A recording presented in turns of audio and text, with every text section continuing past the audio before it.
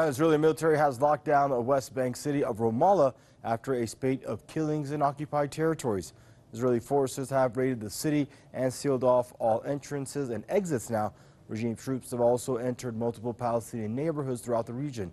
Clashes broke out in various spots late Thursday. At least 6 people, including 2 Israeli soldiers, have been killed in the West Bank over the last 24 hours. In response to the soldiers' deaths, Israeli Prime Minister Benjamin Netanyahu has vowed to, quote, legalize thousands of settler units in the West Bank. All Israeli settlements are illegal under international law.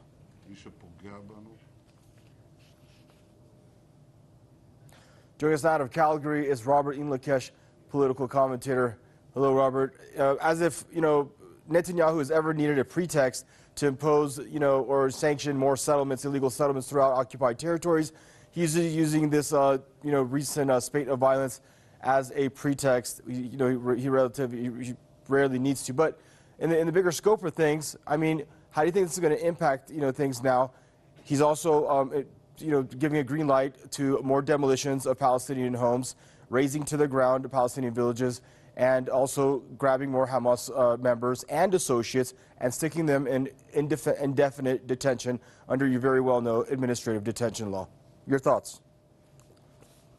Well, the Palestinian people in the West Bank, I've spoke to many of them over the past 24 hours, including during when the attacks were happening upon Palestinians, the execution of free Palestinians within the space of 6 hours. Of course, this whole incident didn't start then. They executed on the 4th of December a disabled man, a mentally disabled man, and then began their violent raids into the West Bank and began invading homes, the vowed agency in Ramallah, and stole a lot of information from the Wafa News Agency, took the CCTV cameras. So the Palestinian people are very angry, and the response has been to act out, as we saw today, and conduct acts of resistance against both the settlers in the past and today against soldiers. What we're hearing is that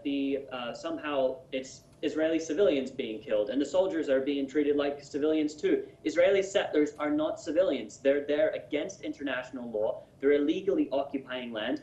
And this whole incident just shows the amount of power that Israeli settlers have over Netanyahu. They're protesting out front of his house. Of course, he uses this in order to legalize the settlements and uses this in order to persecute Palestinians. But it shows the sway that these psychopathic settlers have over the government itself, in that they can go, and if they feel persecuted, they can pressure the government to go and deliver to their demands. Whilst they today also killed a 60-year-old Palestinian man by ramming him down with a car, and then the Israeli military prevented the Palestinian medics from getting to the men.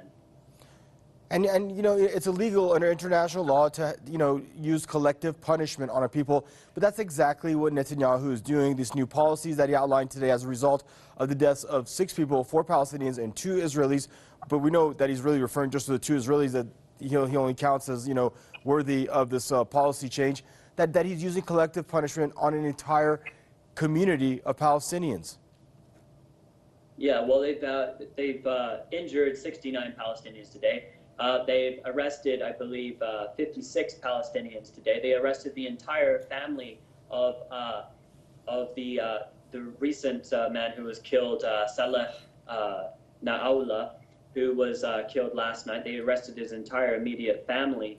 And they're just using this as an excuse, like you said, to persecute the Palestinian people of the West Bank further and try and deter them, restore that deterrence capacity, the idea that they have, that by smashing their heads in, killing them, persecuting them, that somehow you'll make them shut up. And that's what they mean. And the way that they grieve these Israeli soldiers, it's completely legitimate by international law, to go and fight against the soldiers and the settlers, because the settlers are there with weapons on Palestinian land, illegally occupying.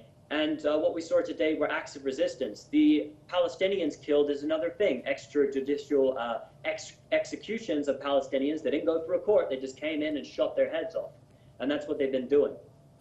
Thank you for joining us and for your input. Robert Inlakesh, political commentator there, joining us out of Calgary.